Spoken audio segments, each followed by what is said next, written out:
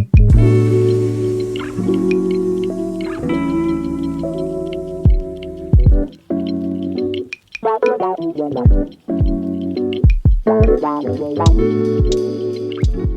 pense qu'on peut commencer. Donc, bonjour à toutes et à tous. Bienvenue au webinaire Introduction au curriculum, formation pour les travailleurs sociaux et parasociaux qui travaillent avec des enfants vulnérables en situation de mobilité à travers le monde. L'équipe du Service social international SSI est très heureuse d'organiser ce webinaire aujourd'hui. Je m'appelle Jeannette Wallenstein-Tripathi. Je suis la directrice du Centre international de référence, un programme de recherche et de plaidoyer au siège du SSI à Genève. Nous vous accueillons aujourd'hui depuis différentes parties du monde. Notre collègue Hélène Weissman, qui est responsable des programmes et de la formation au SSI États-Unis et qui a coordonné les efforts pour le développement de ce curriculum, ne pourra malheureusement pas être parmi nous aujourd'hui. Elle a justement mené le webinaire hier en anglais. Par contre, nous sommes rejoints aujourd'hui par notre cher collègue Laurent Chapuis, qui est spécialiste senior en matière de protection de l'enfance, notamment dans l'action humanitaire à l'UNICEF, et qui a joué un rôle clé dans l'élaboration de ce curriculum. Je me réjouis également de la présence d'Olivier Geisler, qui est expert senior en migration et en protection de l'enfance et consultant régulier du secrétariat général du SSI et qui a aussi contribué au curriculum et sera en mesure de répondre aujourd'hui à certaines de vos questions. En tant qu'organisation internationale de défense des droits de l'enfant, fêtant cette année son 100e anniversaire, nous regardons notre histoire et pouvons dire avec fierté que les actions visant à assurer la protection et la prise en charge des enfants en situation de mobilité font partie de l'ADN du SSI à travers le traitement de cas individuels, de ressources développées, de la recherche, mais aussi des actions de plaidoyer. Et donc aujourd'hui, nous allons donc vous donner plus de détails sur ce curriculum comme un nouvel outil de renforcement de capacité et qui est le résultat d'un grand effort de collaboration. Tout d'abord, laissez-moi vous donner quelques instructions d'ordre technique. Donc, vous avez vu que le webinaire sera enregistré et utilisé pour faire connaître davantage ce curriculum. Vous avez la possibilité de poser vos questions dans la fonction questions et réponses ou même dans le chat tout au long de la présentation et nous avons assez de temps, suffisamment de temps dans la deuxième partie du webinaire pour répondre à vos questions et avoir une discussion ensemble. Dernière information, si vous avez des collègues hispanophones dans vos réseaux, n'hésitez pas à leur faire part de notre prochain webinaire qui s'organisera en espagnol et qui aura lieu la semaine prochaine, le 10 décembre. Nous allons probablement aussi organiser un webinaire en janvier pour d'autres collègues en Asie, donc plus d'informations suivront bientôt. Voilà, c'est tout de moi. Laurent, à vous, s'il vous plaît, et merci beaucoup. Merci beaucoup, Jeannette et collègues. C'est vraiment un plaisir d'être avec vous ce matin, cet après-midi, selon où vous vous trouvez. Euh, Comme Jeannette l'a expliqué, ce module de formation a été développé dans le cadre de nos efforts respectifs pour renforcer la protection des enfants en situation de mobilité. Dans ce cadre, que cela soit ISS, que cela soit l'UNICEF ou bien le Haut Commissariat aux réfugiés qui a aussi partagé et contribué à ce module de formation, le rôle des systèmes nationaux de protection de l'enfance est essentiel. De ce fait, nos trois organisations sont aussi très conscientes du rôle critique des travailleurs sociaux ou parasociaux dans les pays dans lesquels nous intervenons. Et c'est sur la base de cette, observation, si vous voulez, que nous avons développé un curriculum de formation spécifique, permettant à nos organisations de renforcer les compétences, de renforcer les connaissances de, ces professionnels-là. Donc, qu'est-ce que c'est que ce curriculum? C'est une formation d'environ 40 heures, déroulée sur 5 jours en moyenne, qui, permet d'acquérir, l'information, essentielle, pour, offrir des services de qualité, que cela soit aux enfants réfugiés, aux enfants déplacés à l'intérieur ou les enfants migrants en général. Ce curriculum de formation, couvre quelques définitions clés. Donc on définit tous ces termes: réfugiés, déplacés internes, migrants, enfants accompagnés, enfants non accompagnés, enfants séparés.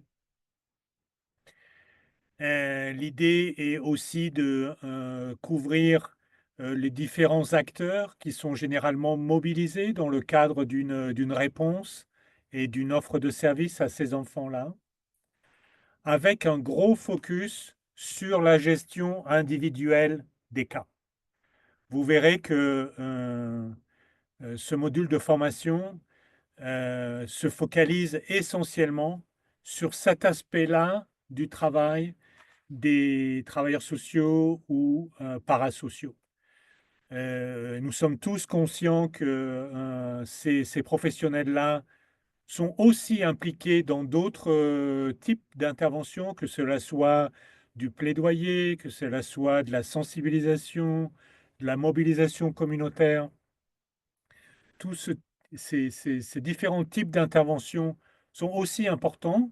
Néanmoins, il y a un parti pris derrière cette formation, qui est ce focus sur la gestion individuelle de cas et sur, l'articulation des différentes étapes qui permettent une, prise en charge individuelle de ces enfants-là. Donc bien entendu, ça inclut, l'identification, des enfants ayant besoin de ce type de service et de ce type d'approche, mais aussi l'évaluation de leurs besoins, l'évaluation des risques de protection auxquels ils sont exposés, leur vulnérabilité, ainsi que la planification, la mise en œuvre d'une réponse individuelle à ces situations-là, avec la définition d'un certain nombre de mesures pouvant nous permettre de répondre à ces problématiques de protection. L'offre de services directs par le travailleur social ou le travailleur parasocial, mais aussi, la référence de cet enfant vers d'autres, prestataires de services, lorsque le travailleur social n'est pas en mesure de répondre elle-même ou lui-même aux besoins de l'enfant. Est-ce que je pourrais voir la diapositive suivante, s'il vous plaît? Hem Donc, les partenaires qui ont contribué à cette formation-là sont tous mentionnés sur cette, diapositive. L'UNICEF a joué, un rôle, clé dans le cadre de nos efforts pour renforcer les systèmes de protection nationaux. Ça partait d'une observation, selon laquelle, plutôt que de mettre en place des programmes parallèles Heu, pour répondre aux besoins des enfants, en situation de migration, il était plus efficace de nous assurer que ces enfants soient intégrés, absorbés par les systèmes de protection existants. Sans nier pour autant leur spécificité, mais il nous semble plus efficace et aussi plus en ligne avec la Convention des droits de l'enfant, plus en ligne avec les compacts, que ce soit le compact liés aux réfugiés, liés à la migration, d'intégrer ces enfants dans les systèmes, existants, de faire en sorte que les législations soient adaptées, que les professionnels soient équipés avec les connaissances, nécessaires, que les datas, collectées, incluent ce type de problématique-là. C'est un programme qu'on a développé, donc je le disais, avec, SSI, le service international. Je connais pas l'acronyme en français, je m'excuse. Heu, Comment est-ce que vous traduisez en français? Le service social international, D'accord. SSI, ouais. Donc ça a été, développé, en étroite collaboration avec le service social international, qui, comme Jeannette le disait, a 100 ans d'expérience maintenant dans ce domaine, ainsi que le Haut Commissariat aux réfugiés, de fait de leur mandat vis-à-vis de cette population, mais aussi en collaboration avec 2 universités qui avaient déjà acquis une expérience et une expertise dans ce domaine. C'est l'université de Belgrade, en Serbie, qui avait déjà formé ses propres travailleurs sociaux sur cette problématique-là, ainsi que l'université de Cape Town, en Afrique du Sud, pour les mêmes raisons. Et comme vous pouvez le voir sur cette, diapositive, c'est un programme qui a bénéficié de financements et américains et des Pays-Bas, donateurs que nous remercions, chaleureusement de leur assistance, à ce sujet-là. Est-ce que je pourrais voir la diapositive suivante, s'il vous plaît? Donc, peut-être qu'il est important de clarifier que contrairement à beaucoup de matériel, déjà existant, matériel de formation, je veux dire, ce matériel est vraiment destiné aux, écoles de formation de travailleurs social dans les pays dans lesquels on travaille. Ce n'est pas, un outil qui a été développé pour former le personnel de l'UNICEF, le personnel du HCR ou le personnel des ONG, qu'elles soient nationales ou internationales, travaillant dans ce domaine-là. C'est vraiment destiné aux écoles nationales de travail social. Pourquoi? Parce qu'encore une fois, nous reconnaissons, nous promouvons, le rôle clé des travailleurs sociaux nationaux. Donc l'idée, c'est vraiment, au niveau des pays, d'établir un dialogue avec ce type d'institutions, que cela soit au sein des facultés de travail social. Parfois, ces instituts de formation sont aussi, accueillis au sein des ministères techniques. Il y a beaucoup de pays, dans lesquels le ministère du travail social, par exemple, forme ses propres travailleurs sociaux et met en œuvre une formation continue. C'est tout à fait, aussi le type d'interlocuteur avec qui on veut développer un dialogue autour de ce nouveau curriculum de formation. Donc à qui est-ce qu'il est destiné? Travailleurs sociaux, travailleurs parasociaux. Qu'est-ce que ça veut dire? Ça veut dire qu'il n'est pas forcément nécessaire d'avoir un bachelor en travail social ou un master en travail social pour pouvoir bénéficier de cette formation-là. Ça va dépendre, ça va être quelque chose qui se fera au cas par cas. Ça dépend des pays, ça dépend des contextes, ça dépend des ministères.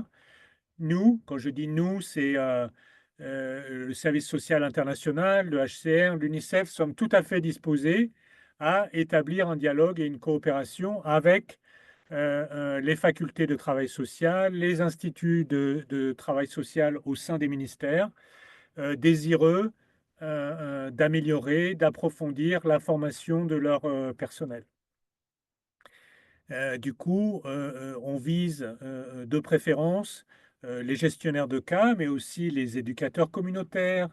Parfois, les fournisseurs de soins de santé sont intéressés par ces problématiques et après tout, on parle d'une formation de 5 jours, de 40 heures, donc c'est aussi quelque chose qui peut être mis à disposition, auprès, d'un cercle plus large de professionnels et c'est pour ça qu'on y a inclus les fournisseurs de soins de santé, mais aussi certains travailleurs humanitaires et certaines personnes, impliquées dans le domaine de l'assistance légale, aux enfants, en situation de mobilité. Diapositive suivante, s'il vous plaît. Donc, par définition, la formation ne demande pas forcément d'avoir un diplôme universitaire ou autre, avant d'être mise en œuvre. Par contre, une expérience dans le domaine du travail social, une expérience de la protection de l'enfance est souhaitable. Hem, Vous verrez quand vous accédez à la plateforme, au travers de laquelle vous pouvez accéder à ces modules de formation. Ils sont aussi accompagnés d'un guide de contextualisation qui est censé permettre l'adaptation de ce module au contexte géographique, social, économique, académique de chacun de vos pays. C'est une formation que l'on a conçue soit pour être intégrée à une formation initiale de travail social, soit à une formation continue, offerte à des travailleurs sociaux qui sont déjà en poste. Il y a 5 modules distincts, étalés sur 5 jours de préférence, qui contient des sessions plénières, mais aussi des études de cas, des discussions et des activités pratiques, des exercices de groupe. Et la formation est gratuite, accessible à tous, pour peu que vous ou que vos partenaires soyez intéressés. Je pense que c'est ma dernière diapositive, si je ne me trompe pas. Donc peut-être qu'on peut faire, si vous êtes d'accord, Jeannette, peut-être qu'on peut faire une pause et prendre quelques-unes des questions qui peut-être ont émergé suite à cette présentation initiale. Parfait, avec plaisir. Donc, chers collègues, n'hésitez pas à poser vos questions dans le chat ou dans la fonction questions et réponses ici sur Zoom. En attendant que les collègues réfléchissent à leurs questions, je voudrais encourager les participants à indiquer leur nom, le pays d'où ils interviennent et l'organisation pour laquelle ils travaillent dans le chat. Ça nous permettra de voir quelles sont vos perspectives, quel est le type de participants. Ça nous permet de faire un meilleur suivi. Donc n'hésitez pas à inclure votre nom, votre rôle, l'organisation pour laquelle vous travaillez et le pays d'où vous travaillez dans le chat, s'il vous plaît.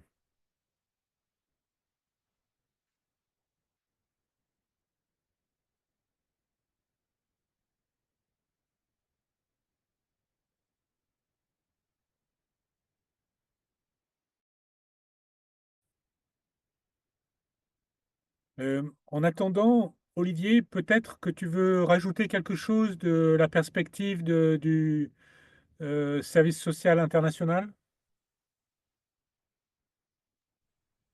Et merci Laurent.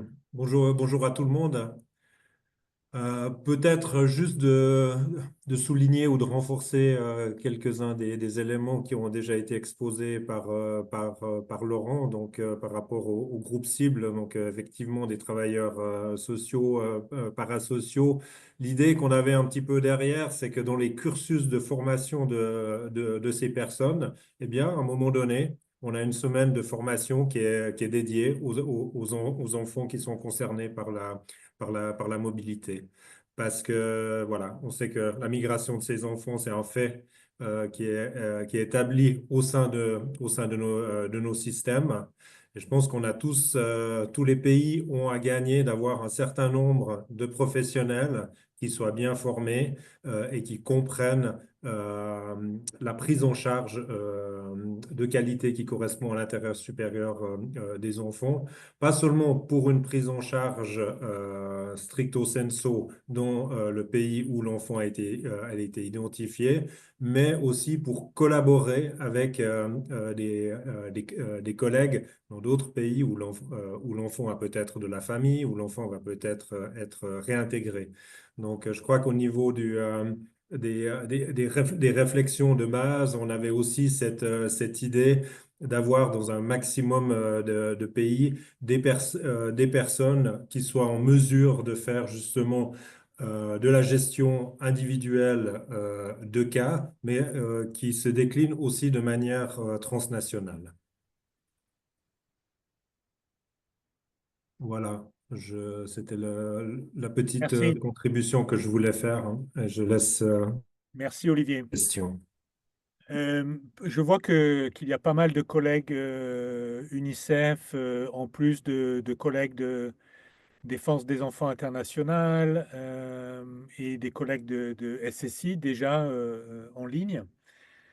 Euh, Peut-être un des points que je n'ai pas suffisamment développé, c'est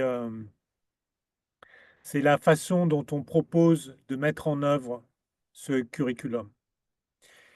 Euh, en fait, une des raisons principales pour lesquelles on souhaite avoir ces webinaires avec vous, c'est pour, d'une part, nous assurer que vous soyez au courant de l'existence et de la disponibilité de ce matériel, mais aussi pour vous de réfléchir au sein de vos équipes respectives et de voir si dans vos contextes, il y a des opportunités d'établir un dialogue avec la ou les écoles de travail social, qu'elles soient au sein des universités ou qu'elles soient nichées au sein des ministères des Affaires sociales, euh, de voir dans quelle mesure ces discussions-là avec vos homologues au sein de ce type d'institution est avancée pour éventuellement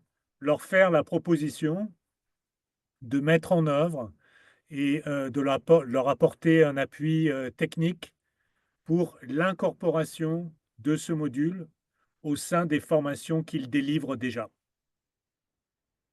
C'est vraiment, en fait, c'est notre, si vous voulez, c'est nos attentes vis-à-vis des participants à ces webinaires, qu'ils soient en anglais, en français ou en espagnol la semaine suivante.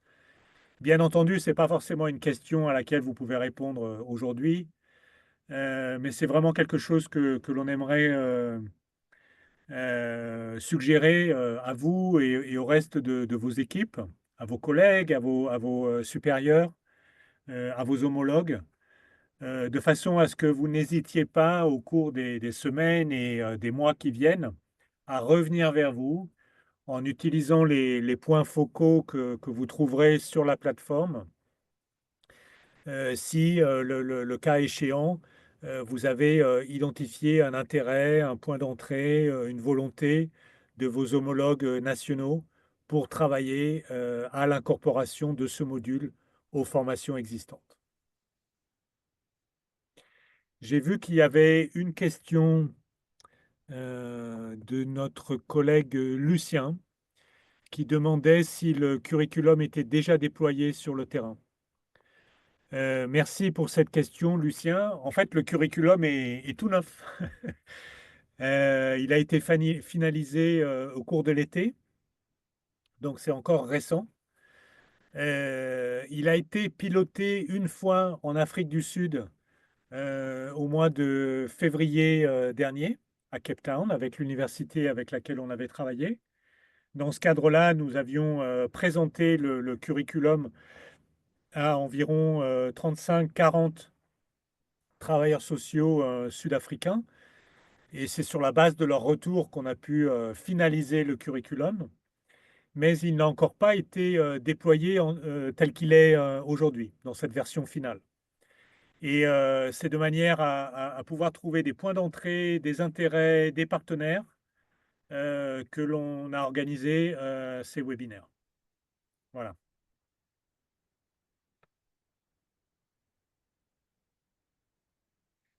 Je ne sais pas s'il y a d'autres messages, d'autres questions. Pour l'instant, j'en vois pas. Ah, pour l'instant, non. Donc, je suggère qu'on continue avec la petite démonstration pour montrer cette boîte à outils. Et peut-être suite à ça, on aura d'autres questions, nos collègues. Très bien.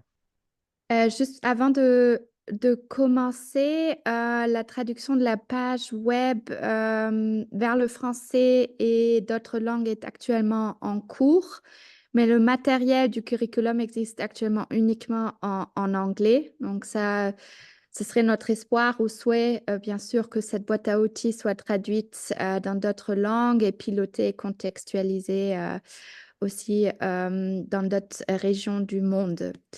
Voilà, Sabina, avec plaisir pour commencer la démonstration.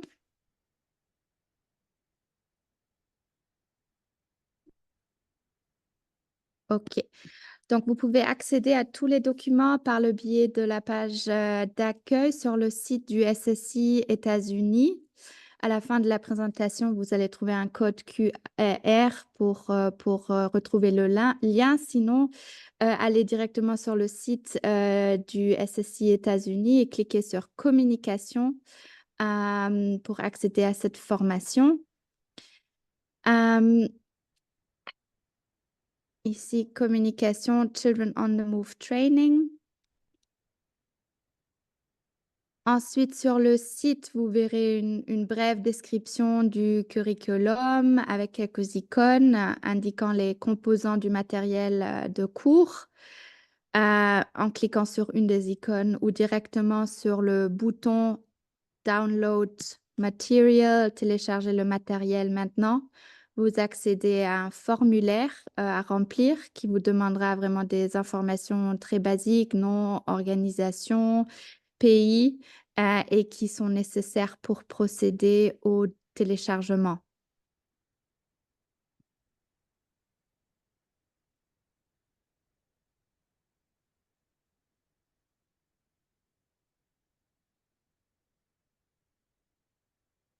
Ensuite, la page renvoie à un lien cliquable, donc COTM module, pour télécharger le matériel qui se télécharge ensuite en forme de fichier zip. Et en cas de problème, vous pouvez écrire un message à l'email indiqué en bas, communication@iss-usa.org.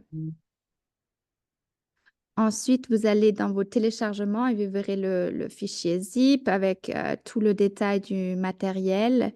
Nous allons passer quelques-uns en revue pour que vous puissiez voir à quoi ça ressemble.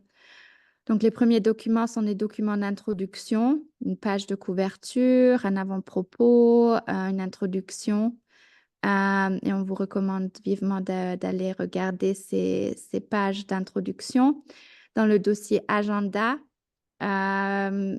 vous verrez vraiment l'agenda par jour avec les objectifs d'apprentissage pour chaque jour, les titres et les descriptions des différentes sections, séances et aussi une estimation de la durée pour chaque séance. Chaque jour est divisé en titres, description de séance. Ça suit vraiment la même logique pour chaque jour. Et comme Laurent l'a bien précisé, c'est une formation estimée à 5 jours avec un total de 40 heures. Et le contenu de chaque jour est d'environ 6 heures, ce qui permet aussi de faire d'intégrer des pauses tout au long de la journée. Chaque jour comporte entre 3 à 5 séances d'une durée de 40 minutes à 2h30. Et ça peut bien sûr être adapté par les facilitateurs en fonction des besoins.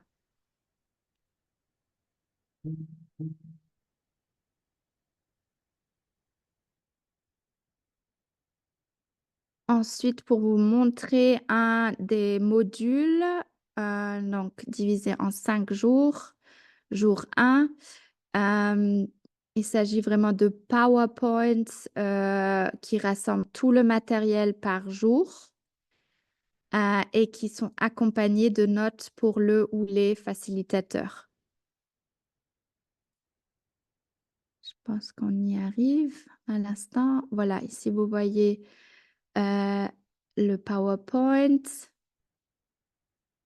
Donc, vous verrez quelques slides d'introduction l'agenda pour le jour,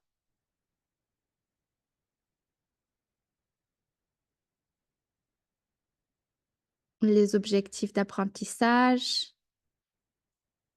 et les notes détaillées que vous voyez sur chaque slide pour les facilitateurs. Qui décrivent aussi de façon très détaillée les activités, les discussions, mais aussi la lecture à suggérer aux participants.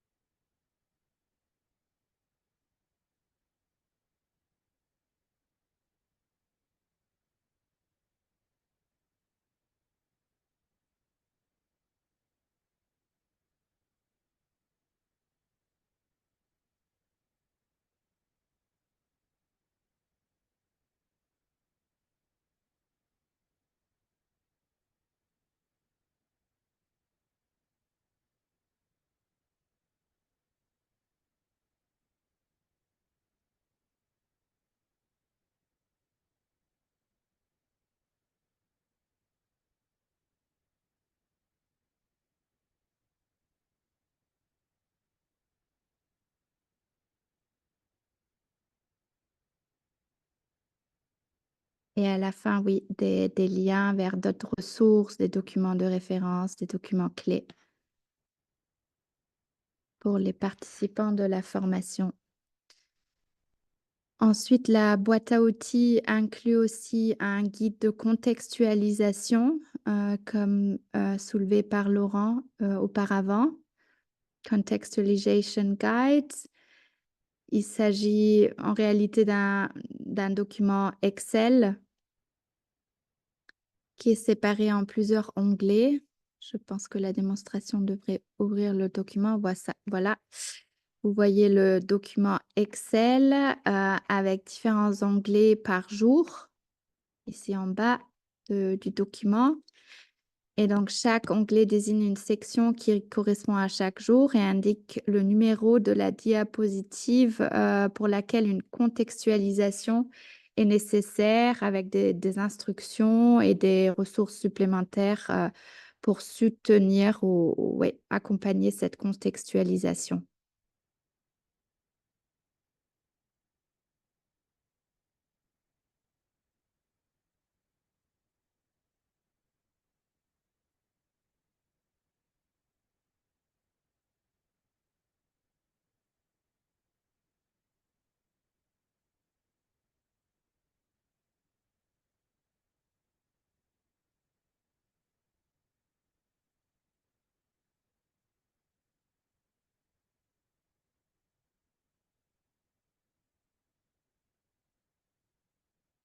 Dans la boîte à outils, vous trouveriez aussi le matériel utilisé dans le cadre du projet pilote en Afrique du Sud qu'on vient juste de vous mentionner à titre de référence et d'exemple. Donc ici, oui, Pilot Materials Cape Town 2024.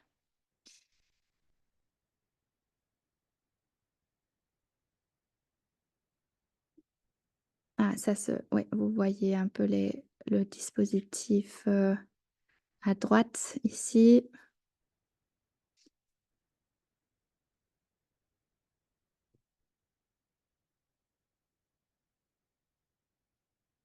Et je pense que ça conclut notre petite démonstration.